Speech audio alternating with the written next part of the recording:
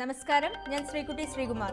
Chemmanur international jewellers Kaumudi ഹെഡ്ലൈൻസിലേക്ക് സ്വാഗതം. Presented by NCDC.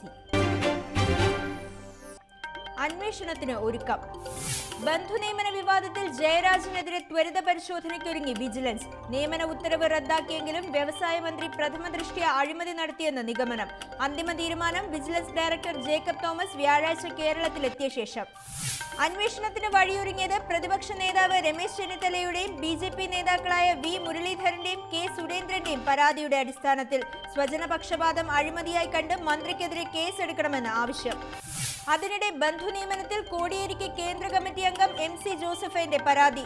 സർക്കാർ അഭിഭാഷക സ്ഥാനങ്ങൾ നേതാക്കളുടെ ബന്ധുക്കൾ കൈയടക്കി. ഇത് പാർട്ടിയുടെ പ്രതിച്ഛായ മോശമാക്കിയെന്നും ആക്ഷേപം. വ്യവസായ വകുപ്പിലെ ബന്ധുനിയമനവുമായി ബന്ധപ്പെട്ട വിഷയങ്ങൾ 14-ന് ചേരുന്ന പാർട്ടി സെക്രട്ടേറിയറ്റ് ചർച്ച ചെയ്യുമെന്ന് CPM.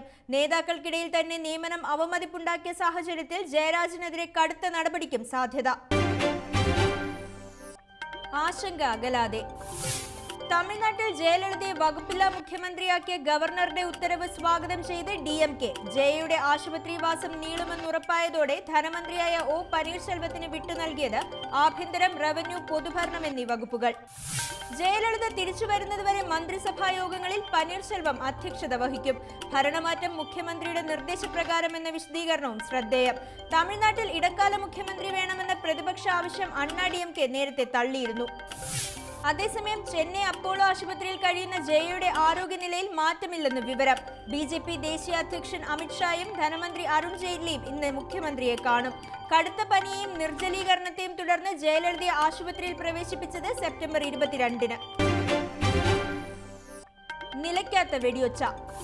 പാമ്പൂരിൽ 3 ദിവസമായി തുടരുന്ന ഏറ്റുമുട്ടലിൽ 2 ഭീകരരെ വധിച്ചതായി സൈന്യം. സർക്കാർ കെട്ടിടത്തിൽ ഒളിച്ചിരിക്കുന്ന മറ്റുള്ളവരുമായി സൈനിക ഏറ്റുമുട്ടൽ തുടരുന്നു. പ്രദേശത്ത് കനത്ത സുരക്ഷയും വൻ സേനാ വിന്യാസവും.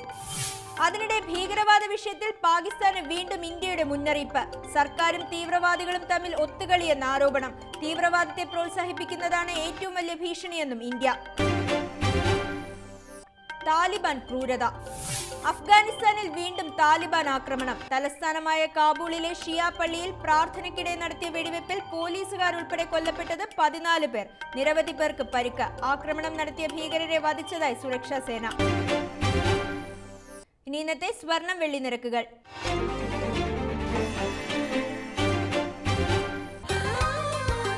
തരകൻസ് റോയൽ ജ്വല്ലറി കുന്നംകുളം സ്വർണം വെള്ളി നിരക്കുകൾ നിങ്ങൾക്കായി അവതരിപ്പിക്കുന്നത് പറഞ്ഞു ചെല്ലുന്നതിനേക്കാൾ നല്ലത് അറിഞ്ഞു ചെല്ലുന്നതാണ്. Tharakan's royal jewellery Kunnamkulam, Abu Shagara, Sharjah.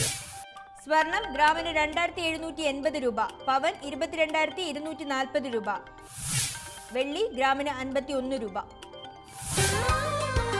Tharakans royal jewellery Kunnamkulam സ്വർണം വെള്ളി നിരക്കുകൾ നിങ്ങൾക്കായി അവതരിപ്പിച്ചത് പറഞ്ഞു ചെല്ലുന്നതിനേക്കാൾ നല്ലത് അറിഞ്ഞു ചെല്ലുന്നതാണ്. Tharakan's royal jewellery Kunnamkulam, Abu Shagara, Sharjah.